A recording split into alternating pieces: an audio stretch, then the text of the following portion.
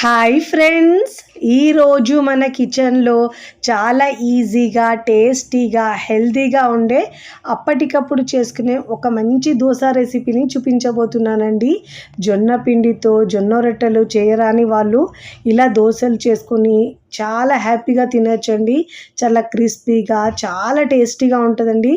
ఎలాంటి ఈనో వంట సోడా ఏమీ వేసే అవసరం లేదు.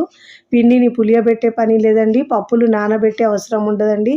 కేవలం 5 నుంచి 10 నిమిషాలలో చేసుకోవచ్చండి.